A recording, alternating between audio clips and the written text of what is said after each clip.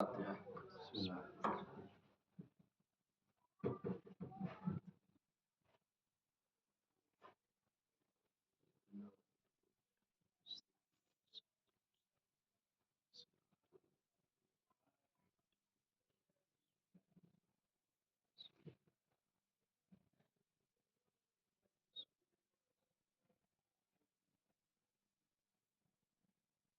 لا حول ولا قوة إلا بالله العلي العظيم. أعوذ بالله من الشيطان اللعين الرجيم. بسم الله الرحمن الرحيم. الحمد لله الذي ذكره شرف للذاكرين وشكره فوز للشاكرين وطاعته نجاة للمتقين. ثم الصلاة والسلام على أشرف الأنبياء والمرسلين الذي كان نبيا وآدم بين الماء والتين، الذي سمي في السماء بأحمد وفي الأرض بأبي القاسم محمد. اللهم صل على محمد وآل محمد. ثم الصلاة والسلام على أهل بيته الطيبين الطاهرين المعصومين المظلومين المنتجبين المنتخبين الذين أذهب الله عنهم الرجس وطهرهم تطهيرا. اللهم صل على محمد وآل محمد. ولعنة الله على أعدائهم وقتلتهم وغاصب حقوقهم ومنكر فضائلهم ومصائبهم وعطشهم وولايتهم وسخاوتهم وعظمتهم أجمعين. أما بعد، قال الله سبحانه تبارك وتعالى في القرآن الكريم وهو أصدق القائلين وقوله الحق والصدق. أعوذ بالله من الشيطان الرجيم. بسم الله الرحمن الرحيم. يا أيها الذين آمنوا اتقوا الله وابتغوا إليه الوسيلة وجاهدوا في سبيله لعلكم تفلحون. صلوات. اللهم صل على محمد وآل محمد. حاضر میں بزم ازاح ماتم داران صداران سید الشهداء وتفعل جعفر معصومين عليهم السلام، خصوصا بتعيد حضرت بطول بنت رسول معصوم عالم جناب فاطمہ زہرا سلام اللہ علیہا. اللهم صل على محمد وآل محمد. آج ہمارا سلسلہ گفتگو اپنے تیسرے مرحلے میں داخل ہو رہا ہے. بارگاہ خالق میں دعا کروں کہ اللہم ارزقنا فی الدنیا زیارت الحسین وفي الآخرة شفاعة الحسين. اللهم اكتبنا من زوار الحسين. اللهم احشرنا تحت لواء الحسين. اللهم احشرنا في زمرة شيعة الحسين. اللهم اجعلنا من الباقين في عزاء الحسين برحمتك يا ارحم الراحمين. پروردگار جی واسطہ دیتا ہوں محمد و آل محمد کا ہماری اس عزاداری کو اپنی بارگاہ میں شرف قبولیت عطا فرما. ہماری اس عزاداری کو ہمارے لیے ذریعہ نجات عطا فرما. ہمیں جو لوگ مومنین اور مومنات میں سے دل میں جو حاجتوں اور مرادوں کو لے کر آئے، اللہ ان کی تمام حاجتوں اور مرادوں کو پورا فرما. جو لوگ پریشان حال ہیں، فرش عزا کے صدقے میں ان کی پریشانیوں میں دکھ اور تکلیف کو دور فرما. جو لوگ مقروض ہیں ان کا قرضہ خزانے غیب سے عطا فرما. پرچم اسلام کو سربلندی اور شرف عطا فرما. پرچم کفر و نفاق کو سرنگو فرما. ہم سب کو زیارت کربلا نصیب فرما. آخرت میں 4 معصومین کی شفاعت نصیب فرما. پروردگار ہمارے مولا واقع ہمارے سید سردار امام زمانہ کے ظہور میں تعجیل فرما. ہم سب کو اپنے مولا واقع کے مخلص غلام ہو جانے سے آمین. ربنا تقبل منا. اللهم صل على محمد وآل محمد. سورہ مبارکہ مائدہ کی آیت نمبر 65، جس آیت میں ارشاد رب العزت ہو رہا ہے کہ یا ایھا الذین آمنوا، صاحبان ایمان تقوی اختیار کرو.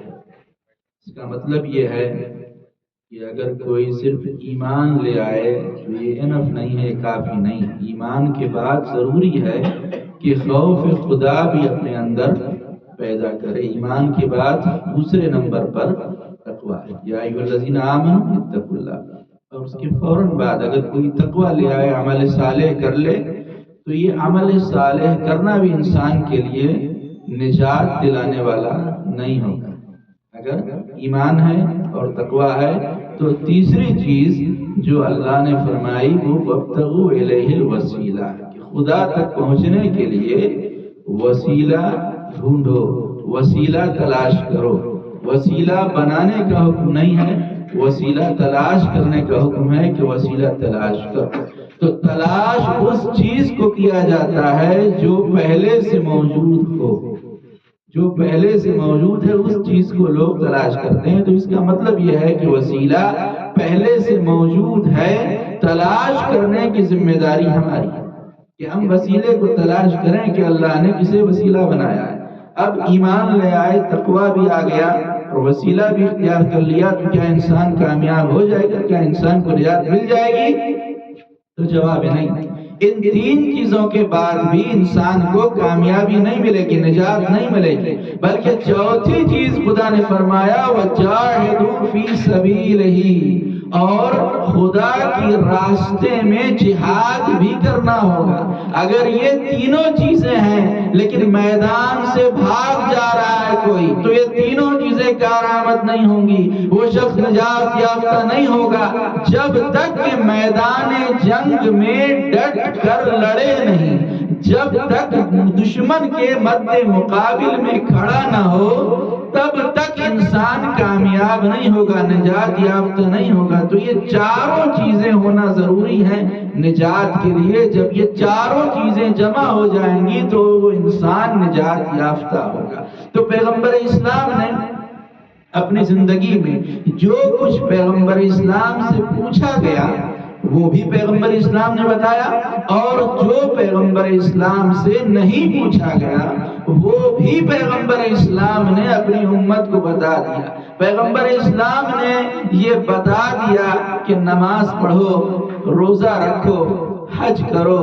زکوٰۃ ادا کرو، بزرگوں کا احترام کرو، بچوں کے اوپر شفقت کرو، یتیموں کا خیال رکھو، بیواؤں کی خبرگیری کرو، اور جب رات کو سونے کے لیے بستر پہ جانا تو پہلے جس چادر کے اوپر سونا چاہتے ہو اس چادر کو پہلے اچھی طرح سے جھاڑ دینا کہ کہیں اس میں کوئی کیڑا مکوڑا نہ ہو۔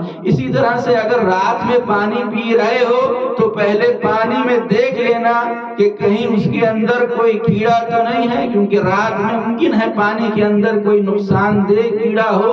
لہٰذا آپ نے فرمایا کہ جب بستر کے اوپر سونے کے لیے جانا تو داہنے کروٹ علماء سوتے ہیں، یہ علماء کا سونا، اور بائیں کروٹ عمراء سوتے ہیں، اور جو سیدھا سوتے ہیں وہ انبیاء ہیں، اور یہ تمہارے لیے ممکن بھی نہیں ہے کہ سیدھا سو سکے۔ اور کبھی بھی ہرگز پشت کے بل اور الٹے کبھی بھی نہ سونا، اس لیے کہ پشت کے بل جو سوتا ہے وہ شیطان ہوتا ہے، لہذا کبھی پشت کے بل نہ سونا۔ اسی طرح جب کھانے کے لیے بیٹھیں تو جب تک مہمان نہ اٹھ جائے اس وقت تک نہ اٹھنا۔ اگر مہمان کھا رہا ہے تو ایسا نہ ہو کہ تم پہلے ہی اٹھ جاؤ، جب تک مہمان کھا رہا ہے اس وقت تک دسترخوان پر بیٹھے رہنا، اور جب کھانا کھانا تو لقمہ چھوٹا چھوٹا بنانا، لقمہ بڑا نہ بنانا، اور جب لقمہ کھانا تو اچھی طرح سے لقمے کو چبانا، اور کھانے سے پہلے ہاتھوں کو ضرور دھو لینا، اور کھانے کے بعد پھر سے ہاتھوں کو دھونا۔ اسی طرح اگر انگور یا کھجور کھا رہے ہو تو دانا دانا کھانا، کہیں ایسا نہ ہو کہ پورا گچھا کھا لیں، اور جب پورا گچھا انگور کا کھا لیں تو ظاہر سی بات ہے کہ وہ انسان کو سرک جائے گا اور انسان کے لیے نقصان دہ ہوگا۔ اسی طرح سے جب تھوکنا تو کہیں قبلے کی طرف نہ تھوکنا، یہ توہین ہے، خانہ کعبہ کا احترام ہے، قبلے کی طرف نہ تھوکنا۔ اگر راستہ چل رہے ہو اور کوئی پتھر آ جائے تو اس کو سائڈ میں اٹھا کے رکھ دینا کہ کہیں ایسا نہ ہو کہ کسی کو ٹھوکر لگ جائے۔ تو پیغمبر اسلام نے سب کچھ بتا دیا، ناخن کس طرح سے کاٹنا ہے، کس انگلی سے شروع کرنا ہے، کس انگلی پر ختم کرنا ہے، کون سی دعا پڑھنا ہے، کون سا عمل کرنا ہے، کہاں ناخن کو دفن کرنا ہے، یہ تک ہمارے نبی نے بتا دیا۔ والدین کا احترام کرنا، والدین کو کہیں ستانا نہیں، ان کو اذیت نہ دینا، ان کی فرما برداری کرنا، ان کی نافرمانی نہ کرنا، اور تمہارے معاشرے میں جو غریب اور فقراء ہیں ان کا خیال رکھنا، جو بےکس ہیں ان کی خبرگیری کرنا، جو مجبور ہیں ان کا ساتھ دینا۔ پیغمبر نے سب کچھ بتا دیا۔ تو سوال یہ ہے کہ جب نبی نے سب کچھ بتا دیا تو کیا یہ نہیں بتایا کہ نبی کے بعد امت کی نجات کا وسیلہ کون ہوگا؟ قابل غور بات ہے یا نہیں کہ پیغمبر اسلام نے یہ نہیں بتایا کہ میرے بعد تمہارے لیے نجات کا وسیلہ کیا ہوگا؟ تو ہاں، جواب یہ ہے کہ پیغمبر اسلام نے بتایا۔ جب ان چھوٹی چھوٹی باتوں کے لیے بتانا ہوا تو مسجد کے اندر بتایا، گھر کے اندر بتایا، لیکن جب وسیلے کا تعارف کرانا ہوا تو 1.25 لاکھ حاجیوں کے مجمع میں ہاتھوں پر اٹھا کے بتایا، من کنت مولا ہو فہذا علی مولا۔ صلوات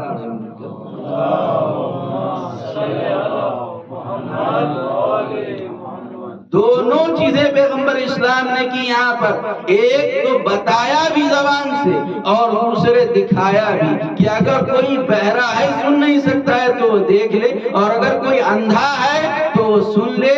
لہٰذا یہ ولایت امیر المومنین ہے کہ جو نہ اندھوں کے اوپر سے معاف ہے نہ بہروں کے اوپر سے معاف ہے۔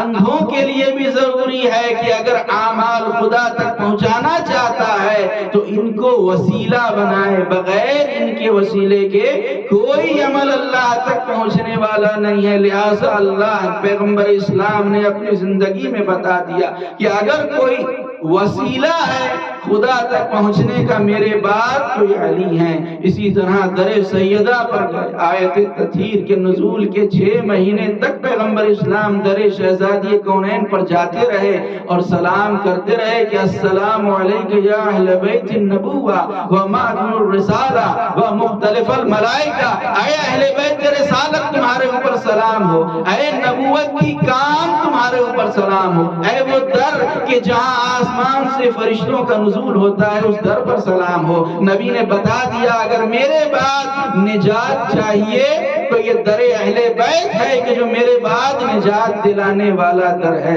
اسی طرح امام حسن حسین کو اپنے پشت پر بٹھا کر امت کو دکھا دیا اور بتا دیا کہ اگر میرے بعد کوئی وسیلہ ہے خدا تک پہنچنے کا تو یہی ذوات مقدسہ ہے، انہی کے ذریعے سے خدا تک پہنچا جا سکتا ہے۔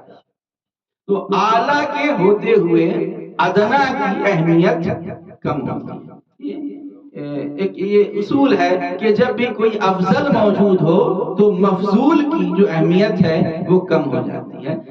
مثال کے طور پر ہم یہاں پر نماز پڑھانے کے لیے کھڑے ہوئے نماز جماعت، اور اسی وقت کوئی بزرگ عالم آئے، تو جیسے ہی کوئی بزرگ عالم آئے تو میرا شرعی اور اخلاقی فریضہ ہے کہ ہم ان کو کہیں کہ حضور بسم اللہ آپ نماز پڑھائیے۔ اب چاہے وہ نماز پڑھائیں یا نہ پڑھائیں یہ ان کے اوپر ڈیپینڈ کرتا ہے، لیکن میرا یہ اخلاقی فرض ہے کہ ہم ان سے کہیں کہ آپ نماز پڑھائیے، آپ آگے آئیے۔ اب وہ آ کر نماز پڑھانے لگے کہ اتنے میں ایک آیت اللہ آ گیا۔ اب جیسے ہی وہ آیت اللہ آئے تو کیا وہ نماز پڑھاتے رہیں گے؟ نہیں، اب ان کا بھی اخلاقی فریضہ ہے کہ وہ آیت اللہ سے کہیں کہ حضور آئیے اور آپ نماز پڑھائیے۔ اب وہ نماز پڑھانے کے لیے وہ آیت اللہ کھڑے ہوئے کہ اتنے میں ایک مرجع تقلید آ گیا۔ اب جیسے ہی مرجع تقلید کا آنا تھا کہ انہوں نے ان سے کہا کہ حضور آئیے آپ نماز پڑھائیے۔ وہ نماز پڑھانے کے لیے کھڑے ہوئے کہ اتنے میں عالم وقت آ گئے، مرجع وقت آیت اللہ سیستانی آ گئے۔ جب آ گئے سیستانی آئے تو انہوں نے فوراً کہا کہ حضور آئیے آپ نماز پڑھائیے۔ آیت اللہ سیستانی نماز پڑھانے کے لیے کھڑے ہوئے کہ اتنے میں امام زمانہ عجل اللہ تعالی فرجہ الشریف اللہم صلی علی محمد و آل محمد امام آ گئے تو بتائیے کہ آیت اللہ سستانی نماز پڑھاتے رہیں گے؟ نہیں، بلکہ وہ فوراً کہیں گے کہ مولا آقا آپ آئیے، آپ نماز پڑھائیے۔ امام نماز پڑھانے لگے اور نماز پڑھانے کو کھڑے ہوئے کہ اتنے میں امام حسن عسکری آ گئے تو بتائیے کیا امام نماز پڑھائیں گے؟ نہیں، کیونکہ امام کے بابا ہیں، لہذا فوراً امام فرمائیں گے کہ بابا آئیے، آپ نماز پڑھائیے۔ 11ویں امام حسن عسکری نماز پڑھا رہے تھے کہ 10ویں امام علی نقی آ گئے تو فوراً 11ویں امام کہیں گے بابا آئیے، آپ نماز پڑھائیے، آپ میرے بابا ہیں، لہذا 10ویں امام نماز پڑھائیں گے۔ 10ویں امام نماز پڑھا رہے تھے کہ فوراً اتنے میں ان کے بابا 9ویں امام علی امام محمد تقی آ گئے تو 10ویں امام فوراً فرمائیں گے کہ بابا آئیے، آپ نماز پڑھائیے۔ 9ویں امام نماز پڑھا رہے تھے کہ 8ویں امام ان کے بابا آ گئے تو وہ اپنے بابا سے کہیں گے کہ بابا آئیے، آپ نماز پڑھائیے۔ 8ویں امام نماز پڑھا رہے تھے کہ 7ویں امام آ گئے، امام مسیح کاظم آ گئے تو فوراً 8ویں امام کہیں گے بابا آپ نماز پڑھائیے۔ 7ویں امام نماز پڑھا رہے تھے کہ 6ٹھے امام جعفر صادق آ گئے تو فوراً وہ فرمائیں گے بابا آپ آئیے، آپ نماز پڑھائیے۔ امام صادق نماز پڑھا رہے تھے کہ 5ویں امام محمد باقر آ گئے تو فوراً وہ فرمائیں گے کہ بابا آئیے، آپ نماز پڑھائیے۔ 5ویں امام نماز پڑھا رہے تھے کہ 4تھے امام اگر آ گئے تو کیونکہ وہ ان کے بابا ہیں تو فوراً فرمائیں گے بابا آئیے، آپ نماز پڑھائیے۔ 4تھے امام نماز پڑھا رہے تھے کہ 3سرے امام آ گئے، ان کے بابا آ گئے تو فوراً کہیں گے بابا آئیے، آپ نماز پڑھائیے۔ امام حسین نماز پڑھا رہے تھے کہ ان کے بھائی، بڑے بھائی امام حسن آ گئے تو فوراً فرمائیں گے کہ بھیا آئیے، آپ بزرگ ہیں، آپ نماز پڑھائیے۔ امام حسن نماز پڑھا رہے تھے کہ مولا علی آ گئے تو فوراً فرمائیں گے بابا آئیے، آپ نماز پڑھائیے۔ اب مولا کائنات نماز پڑھا رہے ہیں، مولا کائنات نماز پڑھا رہے ہیں کہ اتنے میں اللہ کے رسول آ گئے، ہمارے آخری نبی آ گئے تو اب بتائیے کیا مولا کائنات نماز پڑھاتے رہیں گے؟ نہیں، مولا علی نماز نہیں پڑھائیں گے بلکہ فوراً فرمائیں گے کہ اللہ کے رسول آئیے، آپ نماز پڑھائیے، آپ میرے آقا ہیں، آپ میرے مولا ہیں، آپ میرے بھائی ہیں، آپ میرے سید و سردار ہیں، اللہ کے نبی آپ نماز پڑھائیے۔ اب اللہ کے نبی نماز پڑھا رہے ہیں، کائنات ان سے افضل کوئی نہیں، ان سے برتر کوئی نہیں ہے، ان سے بڑا کوئی نہیں ہے، ان سے عظیم کوئی نہیں ہے، وہ سردار انبیاء ہیں، وہ افضل کائنات ہیں، وہ اول مخلوق ہیں۔ اب اللہ کے نبی نماز پڑھا رہے ہیں، بہت توجہ رکھیے گا، اللہ کے نبی نماز پڑھا رہے ہیں اور اتنے میں اللہ کے نبی سجدے میں گئے اور پشت پر حسین آ گئے۔ اب پہچانیے عظمت امام حسین کہ اللہ کا آخری نبی نماز پڑھا رہا ہے اور پشت پر حسین آ گئے، لیکن جیسے ہی حسین پشت پر آئے تو یہ عظمت امام حسین ہے کہ نبی سر سجدے سے اٹھا بھی نہیں سکے، نبی سر سجدے سے اٹھا نہیں سکے جب پشت پر حسین آ گئے۔ بس ایک مرتبہ پیغمبر اسلام نے فرمایا سبحان ربی الاعلی و بحمدہ، سبحان ربی الاعلی و بحمدہ۔ نماز عصر کی تھی، رکعت آخری تھی، سجدہ بھی آخری تھا، نماز ختم ہونے ہی والی تھی کہ پشت پر حسین آ گئے۔ بس جیسے ہی حسین آئے اب پیغمبر اسلام ذکر سجدہ کو طول دینے لگے۔ اب جتنے بھی صحابہ پیچھے نماز پڑھ رہے تھے سب ایک کے بعد ایک اٹھے اور دیکھا کہ حسین ہیں، پھر سجدے میں چلے گئے، پھر دیکھا کہ حسین پشت پر بیٹھے ہیں، پھر سجدے میں چلے گئے، پھر دیکھا کہ حسین ہیں، حسین کو دیکھا سجدہ کیا، حسین کو دیکھا سجدہ کیا۔ تو اب جتنے بھی صحابہ کرام ہیں ان کے ذہن میں کیا ہے، ان کے دل میں کیا ہے، ان کے تصور میں کیا ہے؟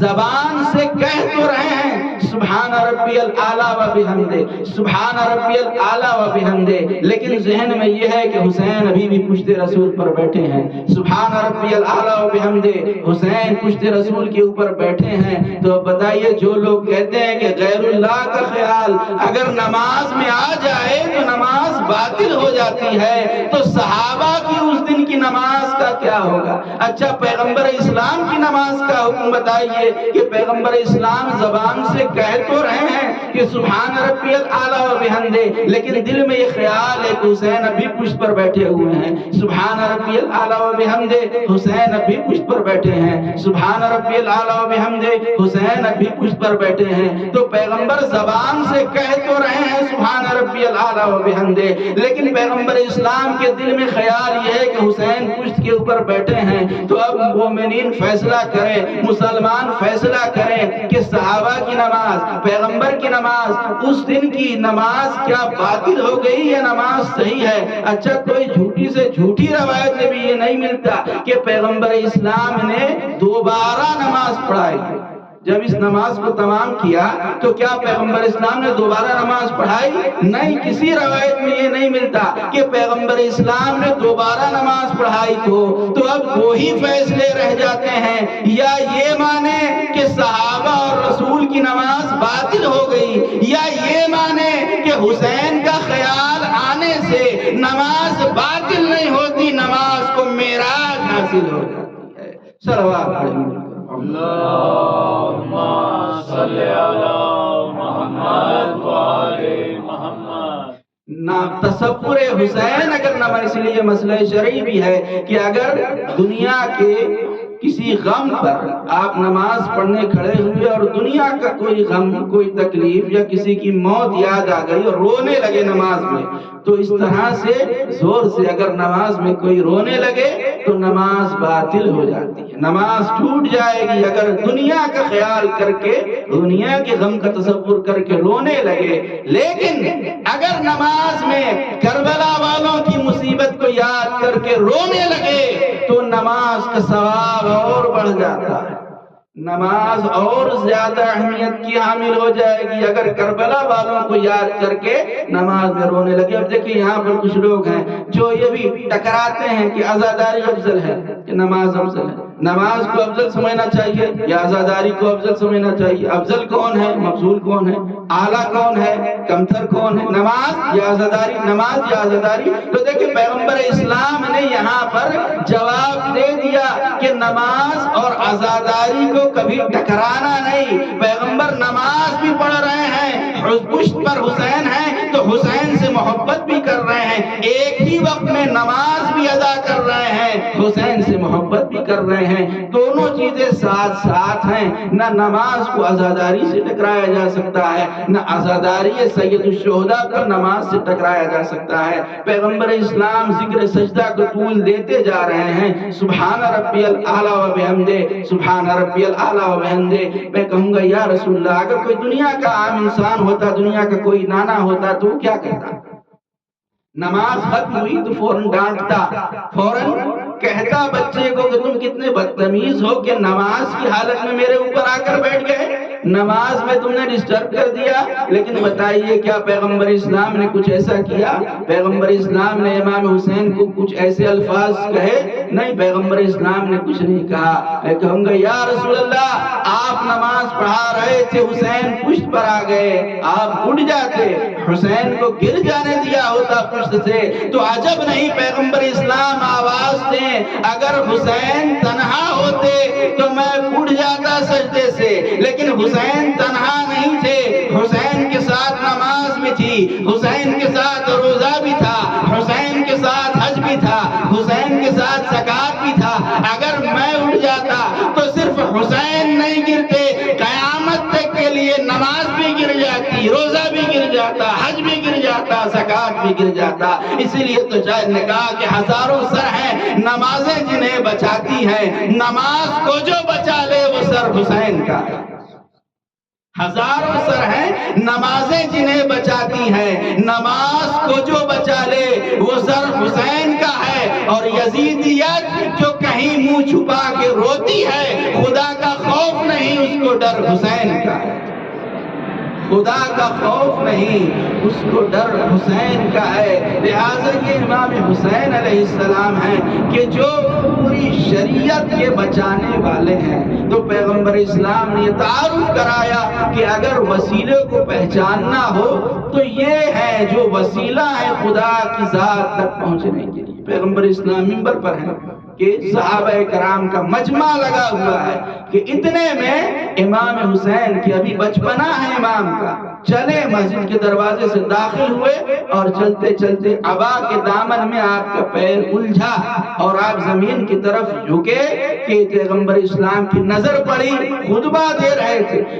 پیغام خدا کو لوگوں تک پہنچا رہے تھے، لیکن فوراً خطبے کو روکا، خود نیچے اترے گزرے، صحابیوں کی صفوں کو چیرتے ہوئے اپنے نواسے کے پاس پہنچے، امام حسین کو گود میں اٹھایا اور لے کر منبر کے پاس آئے تو پیغمبر اسلام منبر کے اوپر آئے اور آ کر اب تک تو پیغام خدا کو پہنچا رہے تھے، اب تو خدا کا میسج پہنچا رہے تھے، لیکن جیسے ہی حسین آئے تو آپ نے اپنے ہاتھوں پر امام حسین کو اٹھایا اور اٹھا کر کہا ھذا حسین فاعرفوہ، یہ حسین ہے، اسے پہچان لو، یہ حسین ہے، اسے پہچان لو۔ یہاں پر پیغمبر اسلام خود گئے لینے کے لیے، یہ بھی تو کر سکتے تھے کہ کسی صحابی سے کہہ دیتے کہ تم اٹھا لو، اتنے سارے صحابہ موجود تھے، لیکن پیغمبر اسلام نے کسی صحابی سے نہیں کہا کہ تم اٹھا لو۔ کیوں؟ اس لیے کہ اگر کسی صحابی سے کہا ہوتا کہ حسین کو اٹھا لو تو مورخین لکھ دیتے جب امامت لڑکھڑائی تو صحابیت نے سہارا دیا، نہیں، پیغمبر اسلام خود لے کر آئے اور بتایا کہ اگر امامت لڑکھڑاتی ہے تو رسالت بڑھ کر سہارا دیتی ہے، امامت کو صحابیت کے سہارے کی ضرورت نہیں ہے۔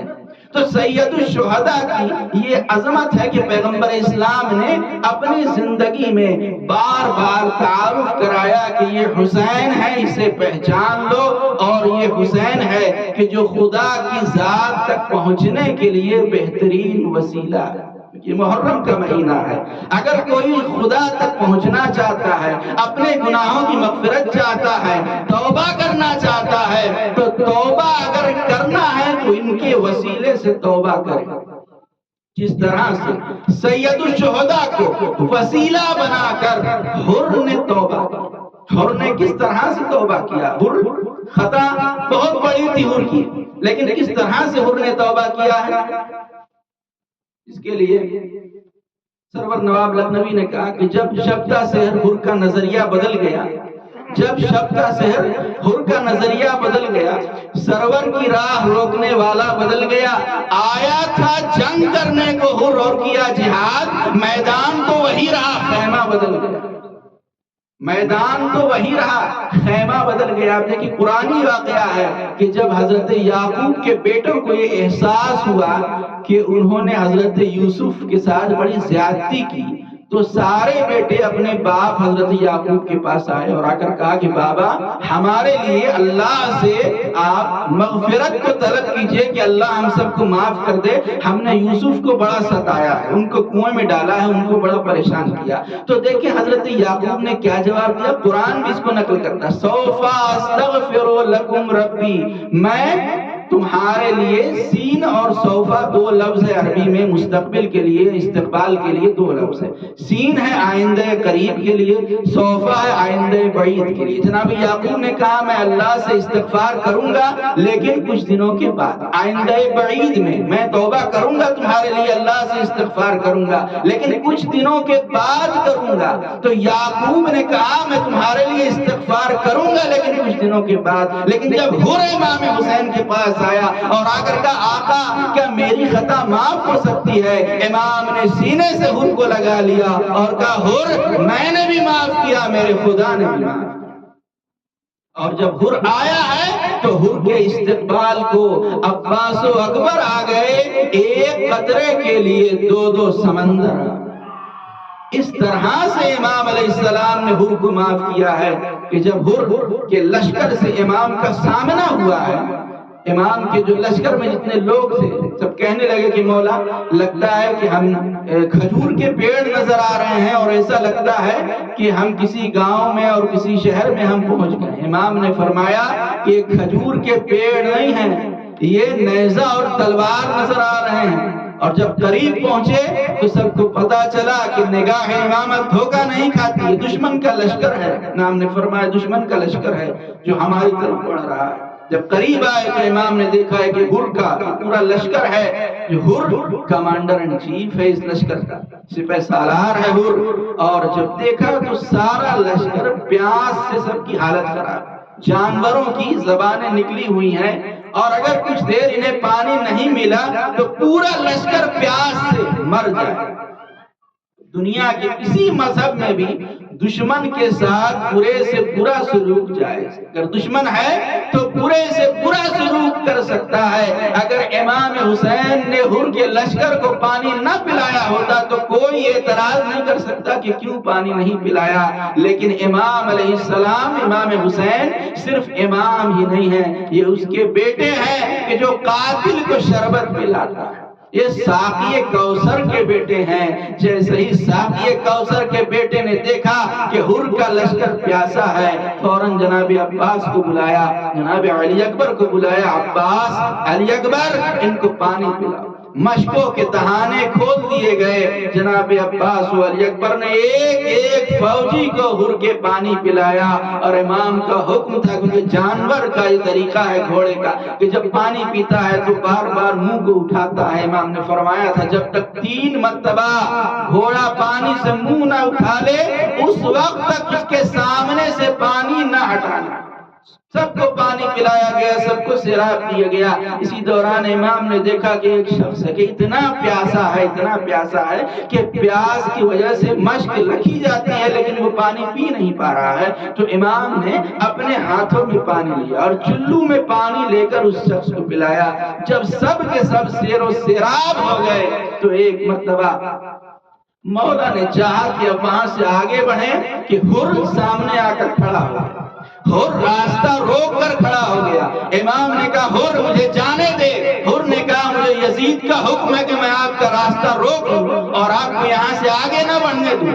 امام نے کہا ہر ہٹ جا، لیکن ہر نہیں ہٹا۔ تو ایک مرتبہ ہر نے امام کے لجام فرس پر ہاتھ ڈالا، یعنی گھوڑے کی لجام کو پکڑ لیا، جو عرب میں ایک توہین سمجھی جاتی تھی کہ کسی کے گھوڑے کی لجام کو۔ بس جیسے ہی ہر نے گستاخی کی، امام نے فرمایا ہر تیری ماں تیرے ماتم میں بیٹھے۔ بس جیسے ہی امام نے جملہ فرمایا، ہر نے کہا فرزند رسول میں بھی آپ کو یہ جملہ کہہ سکتا تھا لیکن میں یہ نہیں کہہ سکتا اس لیے کہ آپ کی ماں خاتون جنت ہے، آپ کی ماں کا تو میں نام بھی نہیں لے سکتا۔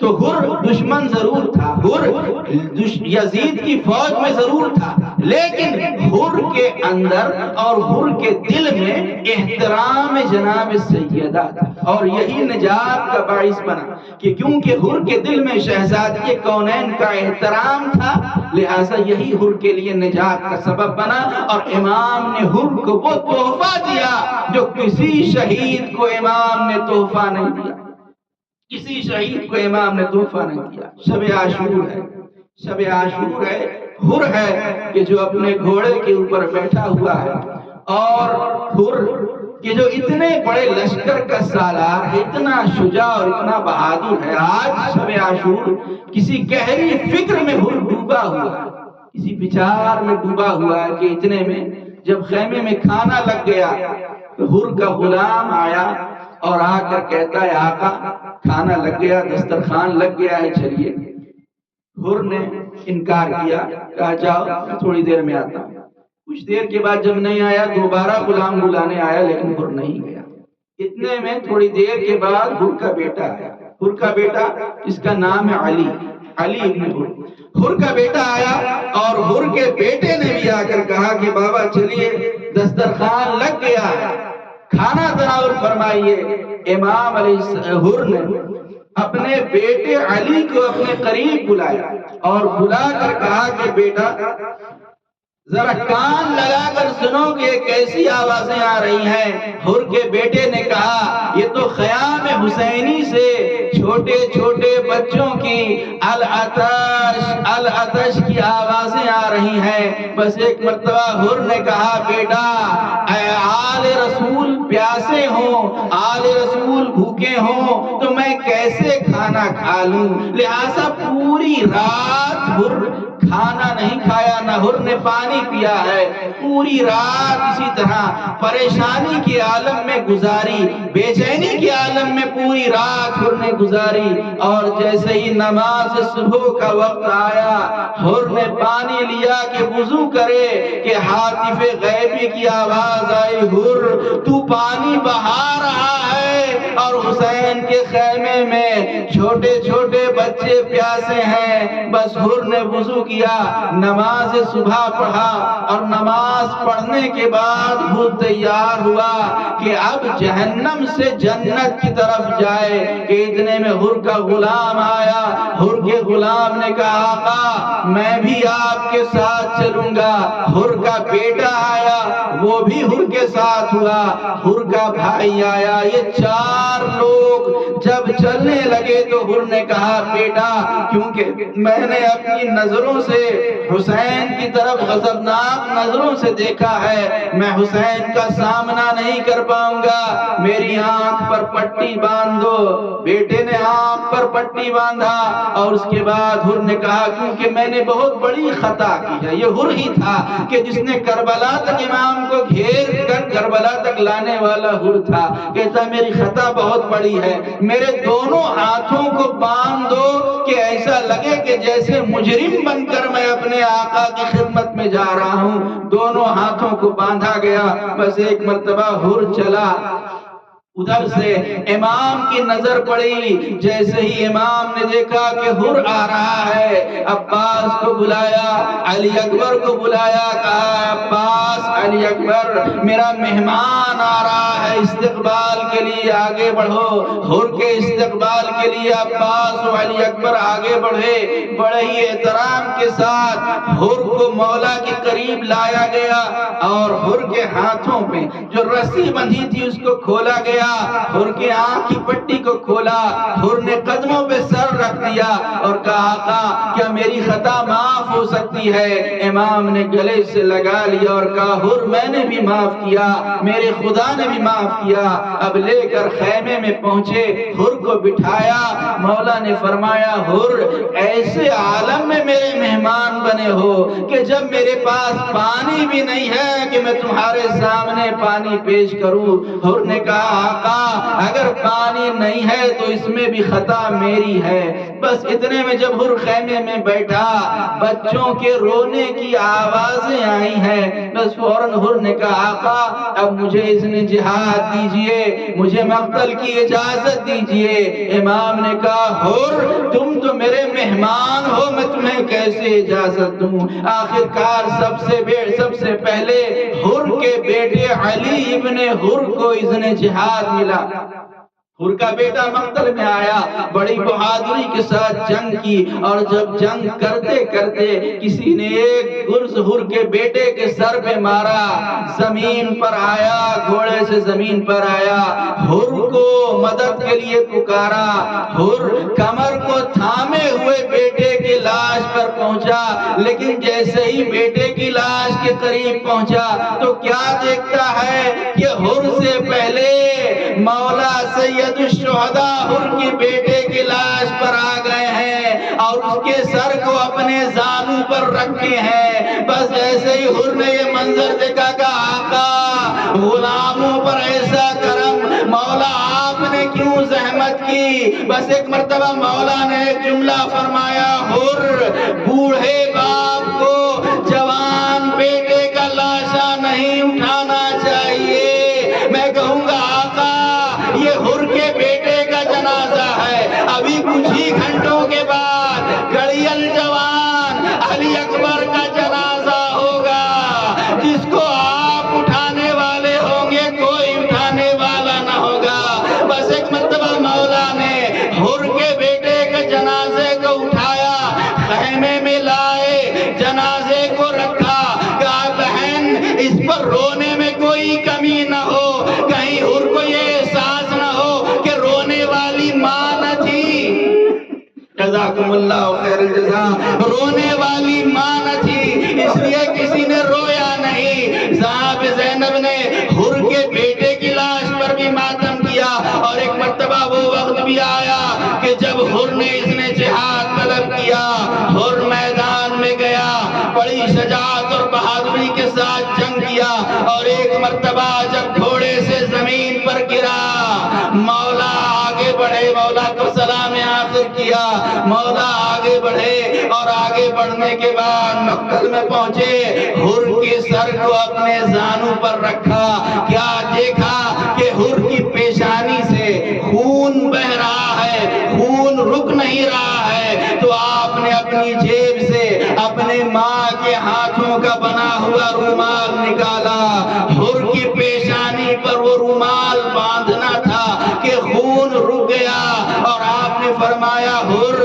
تیری ماں نے بڑا اچھا نام رکھا ہے، انت حر فی الدنیا والآخرہ، حر تو دنیا میں بھی آزاد ہے، آخرت میں بھی آزاد ہے۔ میں کہوں گا آقا یہ حر کی لاش ہے جس کو آپ اٹھا رہے ہیں، لیکن اس وقت کوئی نہ ہوگا جب آپ کی لاش کربلا میں پڑی ہوگی، بہن دیکھ رہی ہوگی، لیکن کوئی لاشیں کو اٹھانے والا نہ ہوگا، کوئی خیمے میں لے جانے والا نہ ہوگا۔